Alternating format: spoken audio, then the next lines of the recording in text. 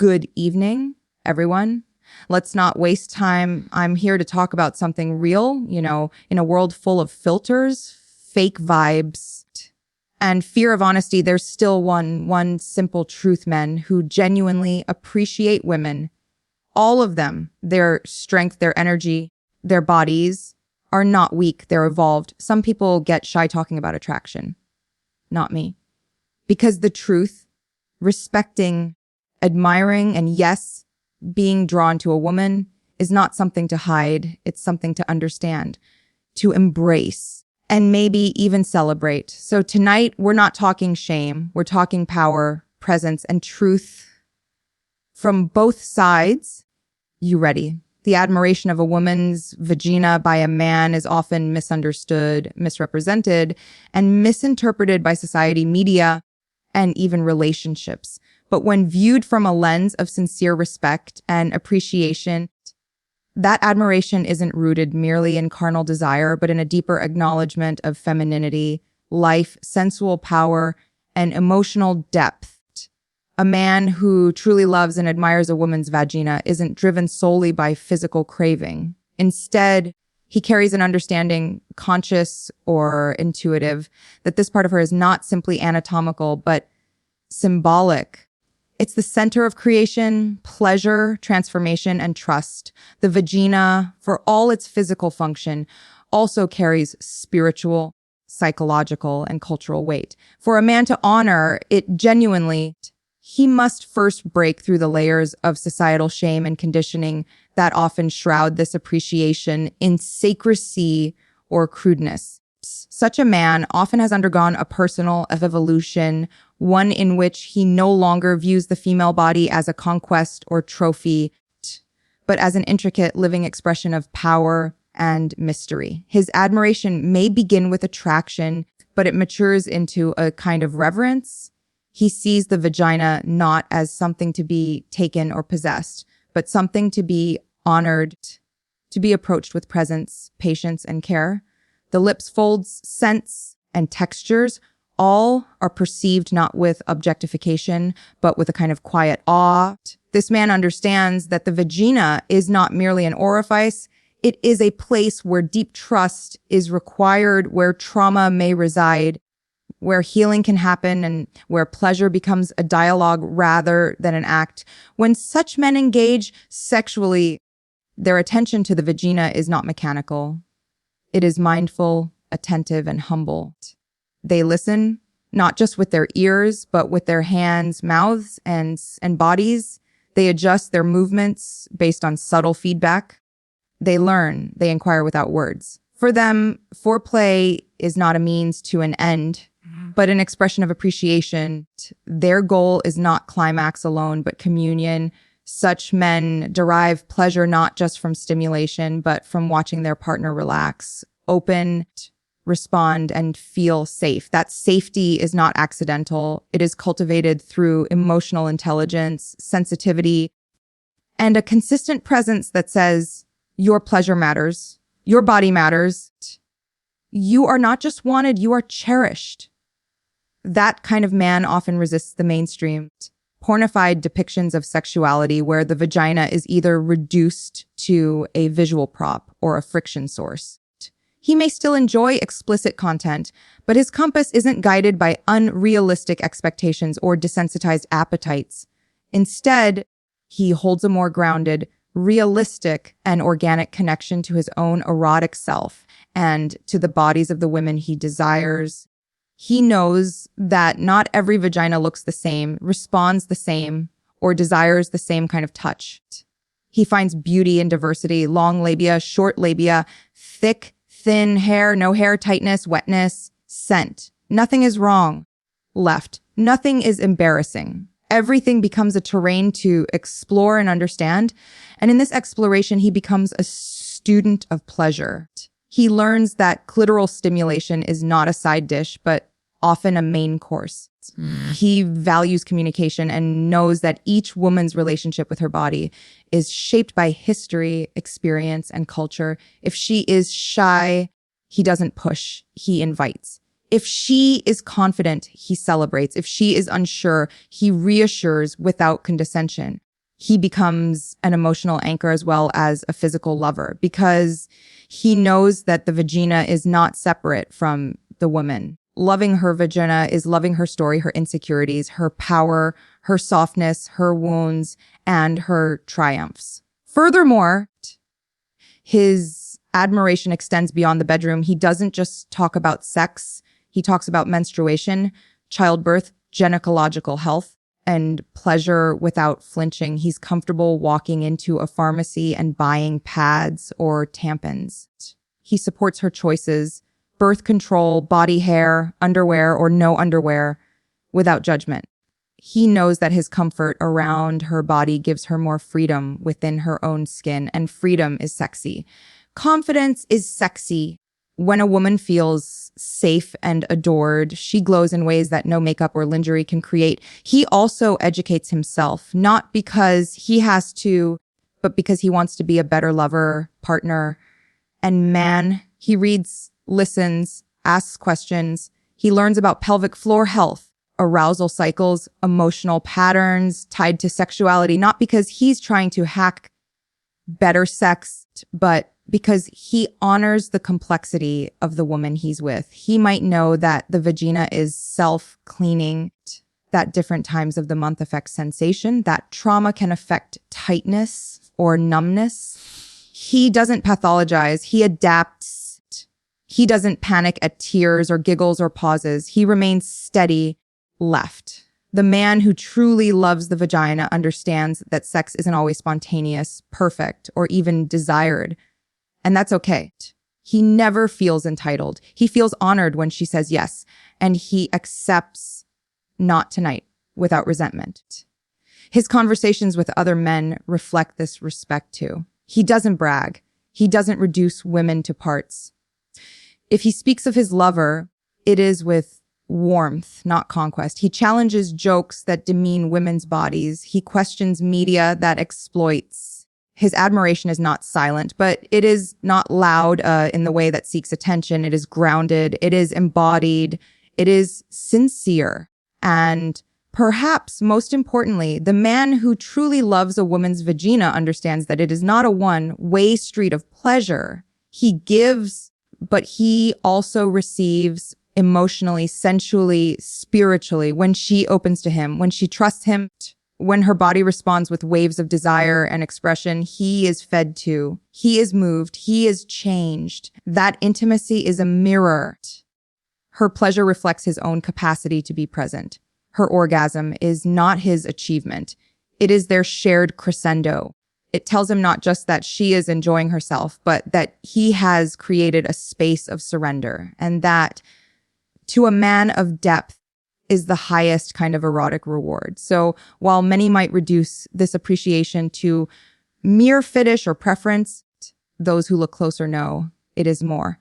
It is reverence. It is erotic intelligence. It is mature, embodied masculinity that does not fear the power of the feminine, but welcomes it. This is not about being good in bed or having a technique. It is about presence, sensitivity, and deep, consistent respect for a part of a woman that holds not just sexual, but emotional and even sacred significance. A man who loves the vagina is often a man who has learned to love life through the feminine. He is unafraid of softness, complexity, messiness, or depth. His love is not linear. It is cyclical, like the body he adores. He knows that in learning to listen to her, he also learns to listen to himself. Through her opening, he opens. Through her pleasure, he heals. Through her trust, he grows. And through his continued devotion, both their worlds are deepened. From early childhood, most people are introduced to their bodies through a lens of silence, shame, and avoidance, especially when it comes to the female anatomy. While male bodies are often allowed to be humorous, direct, and even celebrated in popular culture, the conversation around the female body, particularly the vagina, remains cloaked in euphemisms, awkward pauses, and discomfort. This cultural discomfort is not accidental. It's the result of generations of religious influence, patriarchal control, and systemic efforts to keep female sexuality under wraps, regulated, or simply ignored. When the vagina is discussed at all, it is often framed as either a reproductive tool or a source of problems, pain, periods, pregnancy, not as a source of power, pleasure, or pride. The absence of honest, open dialogue leaves a void where confusion, fear, and self-doubt quickly take root. Left. And the damage isn't only personal, it's societal. Girls are taught to hide their bodies, not just physically with clothing, but psychologically with silence. They learn that to touch themselves is wrong, that to ask questions about pleasure is dirty, and that to explore their own anatomy is shameful. Many enter adulthood never having looked at their own vulvas in a mirror, uncertain of what's normal or even what words to use. This disconnect from their own bodies means that even in intimate relationships, they may struggle to communicate their needs, desires, or boundaries. They are often praised for being desirable, but rarely supported in becoming desiring. That distinction matters. Desire requires agency. It demands self-knowledge. And for that to exist, open dialogue must happen. From home to school to media to peer relationships. Without it, misinformation flourishes. Meanwhile, boys are also conditioned by silence. Though they are often encouraged to be sexual, their education is often pornographic rather than informative. The vagina becomes not a body part to be understood, but a target of conquest, because they are not taught how women's bodies work, what consent truly means, or how female pleasure operates. Many boys become men who are confused, entitled, or frustrated. And because female pleasure is rarely depicted with authenticity in film, literature, or advertising, a false narrative takes hold that sex is something men pursue and women allow, that penetration is the climax, and that a woman's arousal is a mystery too complex or irrelevant to solve. These myths are repeated so often, they become cultural truth. And cultural truths are hard to challenge, especially when shame is involved. This is where the taboo becomes most dangerous, not only in what it hides, but in what it suggests. If a woman speaks openly about her vagina, she is often seen as vulgar, rebellious, or attention-seeking. If she desires pleasure or talks about it, she risks being labeled promiscuous. If she experiences pain or dysfunction, she might feel defective or isolated. Even medical professionals sometimes fail women because the cultural silence seeps into clinical spaces. Pain is dismissed. Symptoms are downplayed. Emotional and sexual side effects of treatments are ignored. Vaginal health becomes a niche concern rather than an essential aspect of a woman's overall well-being. This silence isn't neutral. It actively contributes to a lack of research, a lack of education, and a lack of progress. In schools, sex education is often either non-existent or heavily focused on abstinence and disease prevention. There is little to no focus on anatomy beyond basic labels, and certainly no meaningful discussion about pleasure, consent, left, or emotional intimacy. Terms like vulva, clitoris, or labia are either left out completely or mentioned briefly and without explanation. The result is that many people grow up not knowing the basic structure of the body they live in or the bodies they will one day touch. And if the words aren't known, the experiences attached to them go unnamed too. A woman who doesn't know the word for her clitoris may also not know how to ask for stimulation there. A man who has never heard a partner speak openly about her anatomy may assume there is nothing more to learn. In this way, the taboo around female anatomy does more than silence. It stunts growth, blocks intimacy, and feeds insecurity on all sides. Pop culture often reinforces these taboos, even as it pretends to be sex positive. Music, film, and television may include sexual content, but that content is usually male-centric. Female pleasure is shown through moans and orgasms that follow seconds of penetration, an image that is more fantasy than fact.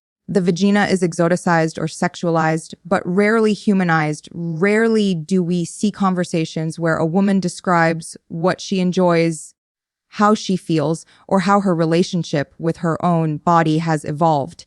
Even in supposed feminist spaces, discussions of vaginal pleasure can feel clinical or overly abstract. The raw, real lived experiences of embarrassment, joy, curiosity, confusion are left out.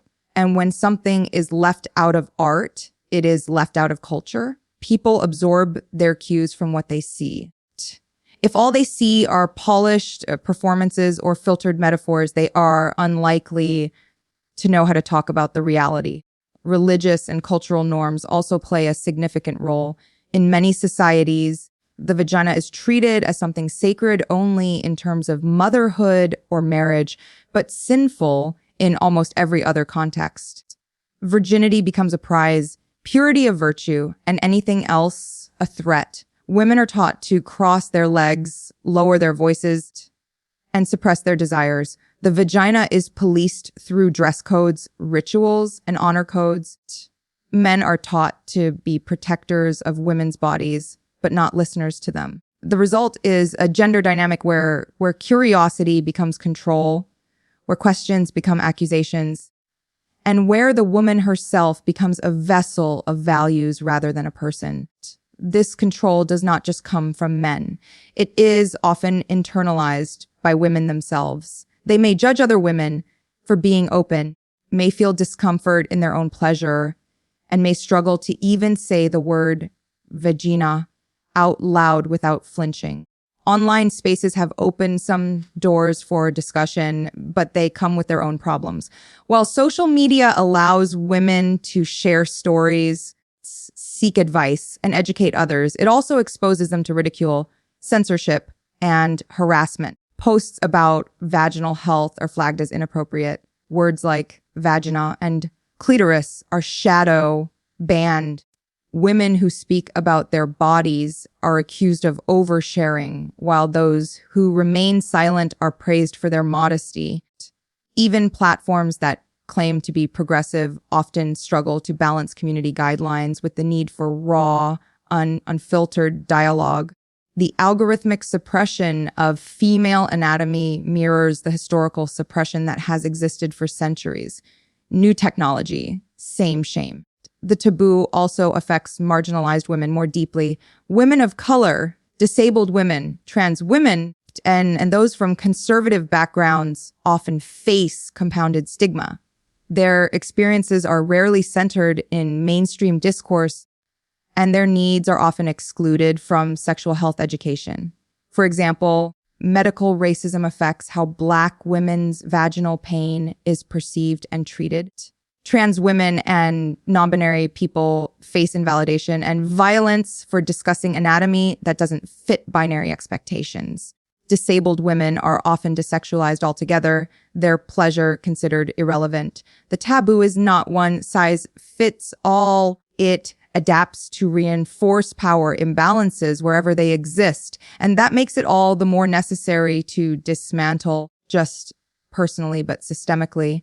To suppress dialogue about female anatomy is to disconnect people from their humanity. The vagina is not a secret. It is not dirty. It is not shameful. It is part of the human body, part of our relationships, and part of our identities. When dialogue is suppressed, curiosity becomes fear, ignorance becomes normal, and relationships suffer because people do not know how to touch, how to listen, or how to be vulnerable. Partners miscommunicate. Lovers pretend. People settle for unsatisfying sex, painful sex, or no sex at all, not because they are broken, but because they have never been given the words to ask for more. And without words, healing cannot begin. The taboo becomes a cage that locks out joy, learning, and intimacy, not just for women, but for everyone. Masculinity, as it has been historically defined in many cultures, has often been built on domination, conquest, control, and emotional detachment. These values have shaped how men are taught to relate, not just to the world, but to women's bodies, Within that framework, a woman's body becomes a symbol, something to win, tame, use, or possess, rather than something to understand, honor, or share intimacy with. This dynamic breeds objectification, the reduction of a woman's body, and especially her vagina, to a means of sexual gratification or proof of a man's prowess. But true masculinity, mature, grounded, emotionally intelligent masculinity does not rely on objectification for its power. It doesn't fear vulnerability or confuse dominance with strength. Instead, it allows space for curiosity, softness, equality, and deep respect for a woman's full humanity, including her body. A man who has embraced this form of masculinity does not need to assert ownership over a woman's body to feel secure in his own identity. He doesn't see her as a territory to conquer or a notch on a belt. His masculinity is not fragile. It does not rise or fall based on sexual access or societal approval. It is rooted internally, not in performance, but in presence. And from that place of internal security, he is able to approach a woman's body with reverence rather than entitlement. Her nudity is not a spectacle. Her sexuality is not a threat. Her cycles, her responses, her preferences are not things to be managed or tolerated. They are things to be welcomed, understood, and celebrated. This man does not feel diminished when a woman asserts her needs or expresses her desires. He does not interpret her agency as rejection, nor does he mistake her boundaries as challenges to overcome. He has done the work to unlearn the scripts that tell men they must always initiate, always dominate, always perform. He understands that consent is not just about permission, but about mutual willingness, emotional presence, and reciprocal energy. He understands that sometimes being masculine means being still, being gentle, being attentive, not because he has lost his edge, but because he has sharpened it with discernment and empathy. In this model of masculinity, the vagina is not merely a destination for penetration. It is a part of a living, breathing person who carries emotional, spiritual, and sensual dimensions. The man who embraces this understanding sees every aspect of a woman's body, her smell, her texture, her hair, her fluids, not as things to hide or tolerate, but as part of her aliveness. He doesn't flinch at blood. He doesn't mock variation. He doesn't expect pornographic perfection. He knows that intimacy is messy sometimes, that bodies have history, and that pleasure is not always immediate or predictable. He does not seek to control her experience, but to co-create it with her. Through honesty, playfulness, and deep listening, this masculinity isn't passive, it is deeply active, but in ways that reflect maturity rather than aggression. When he touches her, it's not a move, it's a message. It says, I see you. I'm here with you, and I'm not afraid of your fullness. He pays attention, not because he's trying to impress, but because he genuinely cares. He is not preoccupied with performance metrics like size, stamina, or skill. He is interested in connection, in rhythm, in resonance. He learns her body not as a manual to memorize, but as a poem to reread with new eyes each time. Her moans are not applause. They are expressions of trust, surrender, and shared experience. And even in silence, he listens because he knows that not all communication is verbal. This man also unlearns the cultural expectations that teach men to suppress emotion and deny affection. He knows that the path to deep erotic connection is paved with vulnerability. He is willing to admit when he doesn't know something. He is willing to ask questions, to receive feedback, to slow down. If she says softer, he doesn't take offense. If she says stop, he doesn't hesitate. He doesn't see her pleasure as a performance for him, but as a sacred space he has been invited into. And because of this, he treats it with care. He values aftercare, tenderness, and continued emotional support, knowing that the impact of intimacy extends far beyond the bedroom. In public, This man does not participate in conversations that degrade women or objectify their bodies. He does not stay silent when friends joke at the expense of female anatomy. He models a different kind of masculinity, one that uplifts, includes, and protects rather than dominates. His language reflects his respect. He does not refer to women in reductionist terms. He does not boast about his sexual encounters as a way to elevate his status. He values privacy, dignity, and integrity. He believes that intimacy is not currency for ego, but a bond to be held in mutual trust. And when he raises sons, he teaches them differently. He uses correct anatomical terms. He speaks openly about consent, emotion, and respect. He does not teach boys that crying is weakness or that sex is something to chase. He teaches them to listen, to care, and to honor the bodies of others as they would want their own to be honored. When he raises daughters, he ensures they know their bodies are beautiful, powerful, and not to be hidden or ashamed of. He helps them build vocabulary for their anatomy, for their experiences, and for their boundaries. In doing so, he breaks generational patterns of silence and shame. This kind of masculinity does not rely on old models of patriarchy to function. It creates its own foundation, one built on empathy, presence, and mutual growth. It sees sex not as a transaction, but as an act of co-creation. It sees the vagina not as an object, but as a portal, a place of connection, a point of return. This man understands that sexuality is not about getting something. It's about becoming something. A better partner, a better listener, a better man. He also knows that embracing women's bodies without objectification requires unlearning.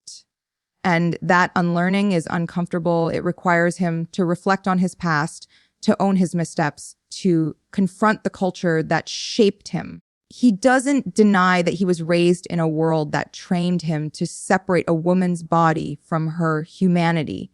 But he refuses to stay there. He doesn't hide behind defensiveness or guilt. He moves forward, imperfectly but sincerely. He chooses growth over pride. And that, in itself, is strength. He is not afraid of feminine power. He does not need to diminish it to feel his own. When a woman speaks confidently about her pleasure, he listens without flinching. When she initiates, he receives without shame. When she leads, he follows without ego. And when she reveals her wounds, her insecurities, or her trauma, he does not retreat. He remains, not to fix her, but to hold space with her. He understands that a woman's body is not just a site of pleasure, but also a site of pain, of history, of resilience. And he respects that. This kind of masculinity is not mainstream yet. It may be mocked, misunderstood, or even feared, but it is necessary. It is what creates the conditions for real intimacy, real partnership, real healing. And as more men awaken to this truth, a cultural shift begins, one that redefines strength not as force, but as presence, not as control, but as care. Intimacy, both emotional and sexual, requires more than desire. It requires understanding, attentiveness, vulnerability, and mutual presence. For any man who seeks genuine intimacy with a woman, understanding her body, especially her vagina, is not optional. It is essential. Without that understanding, sex becomes disconnected, mechanical, or even unintentionally harmful. The vagina is not just a physical part of the female body. It is a deeply personal, sensitive, and often emotional space that carries meaning far beyond the biological. For many women, it is the part of them that has been hidden, shamed, feared, violated, or misunderstood. For others, it is the source of their deepest pleasure, their creative power, and their sense of embodiment. For both experiences, pleasure and pain, the way a man relates to a woman's vagina can either open or close the door to real intimacy. This understanding begins with anatomy. Many people grow up with little to no accurate education about the structure or function of the vagina and surrounding vulva. Without that basic knowledge, Men may approach sex with unrealistic expectations, poor technique, or a focus that misses entirely what brings women pleasure. For example, confusing the vagina with the vulva is a common error. The clitoris, which contains over 8,000 nerve endings, is often ignored, underestimated, or overstimulated without sensitivity. The vaginal canal, which changes in shape, depth, and lubrication depending on arousal and emotional state, may be treated as a fixed space, when in reality it is responsive, adaptive, and deeply connected to emotional comfort and trust. To understand a woman's vagina is to understand that it is not separate from her nervous system, her emotions, or her history. A woman may become wet or dry for reasons unrelated to desire. She may contract or tense because of anxiety, past trauma, or lack of trust. Arousal may be gradual, nonlinear, and context dependent. None of these are problems to fix. They are signals to listen to. A man who truly seeks intimacy will not take a woman's physical responses personally or use them as metrics for his performance. He will learn to see them as forms of communication, just as valid as words. Her body is telling a story. His role is to listen, adapt, and respond with care. This also means letting go of the myth that the goal of sex is penetration or orgasm.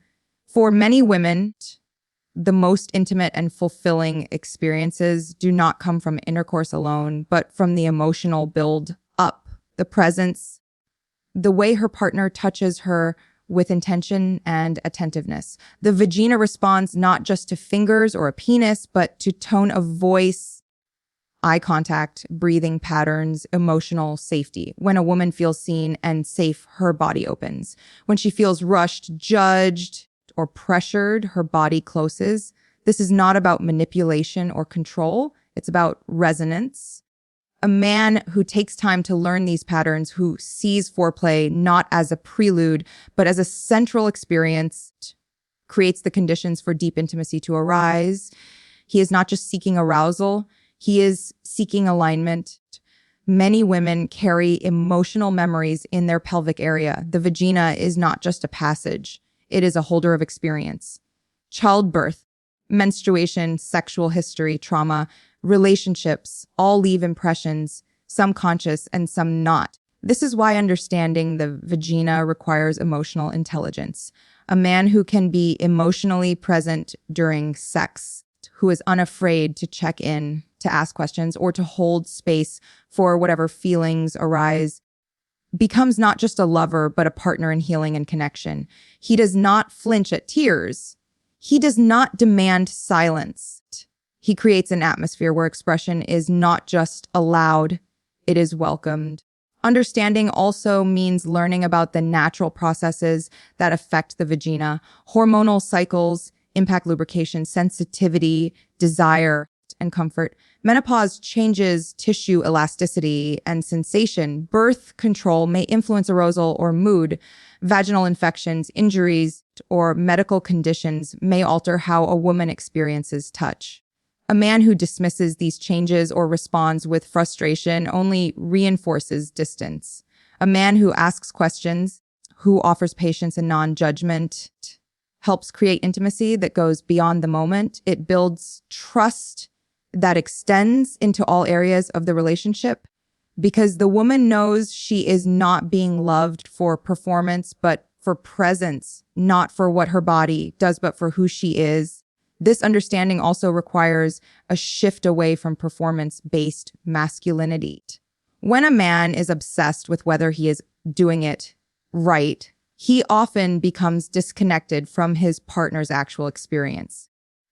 The intimacy becomes about him, not her, not them.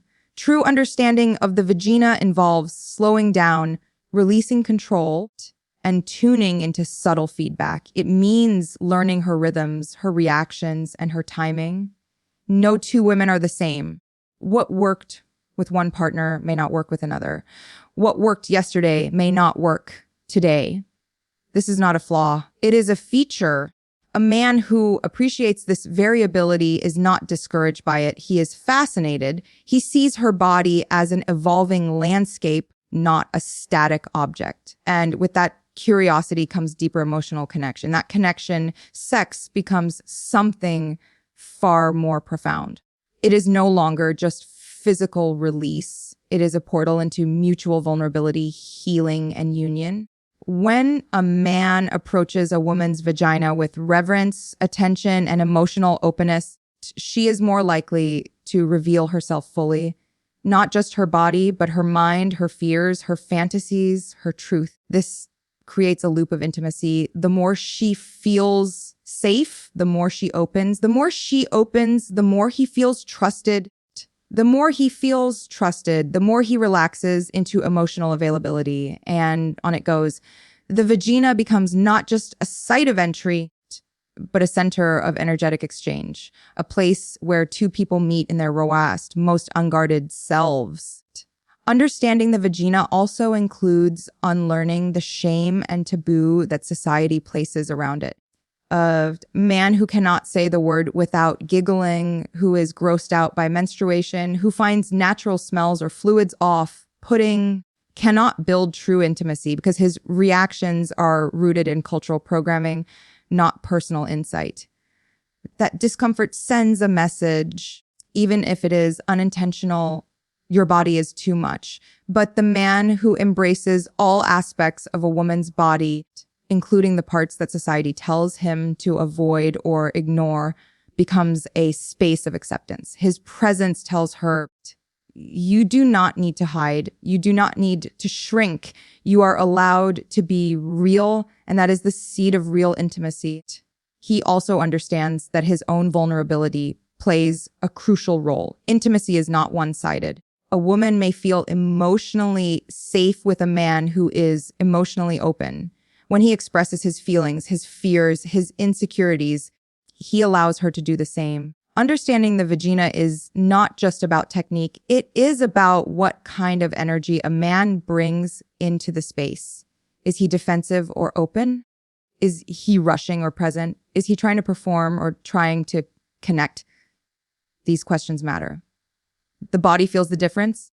The vagina knows the difference. It is an intelligent part of the body. It tightens or softens depending on the emotional climate. A man who understands this begins to shift his focus from how do I turn her on to how do I meet her where she is. This orientation toward understanding brings with it a deeper sense of masculinity, one that is not about dominance, but about devotion, not in the submissive sense, but in the sense of being fully invested, devoted to learning, to showing up, to staying in the moment. That devotion is felt. It is what allows a woman to truly relax, to trust, to explore her full range of desire without fear of being judged, rushed, or misunderstood. When she knows she is safe to be fully in her body, her capacity for intimacy grows exponentially. And when that intimacy is mutual, the experience becomes transformative. It leaves both partners feeling nourished, not drained, fulfilled, empty. Finally, understanding the vagina opens up communication in the relationship as a whole. When partners can talk openly about pleasure, boundaries, and body awareness, they are more likely to communicate well outside the bedroom too. Emotional intimacy deepens. Arguments are handled with more care. Connection doesn't break as easily under stress because that foundational trust, established through deep bodily understanding, translates into emotional stability. Sex, in this way, becomes not a break from reality, but a place where reality is made more beautiful, more shared, more whole.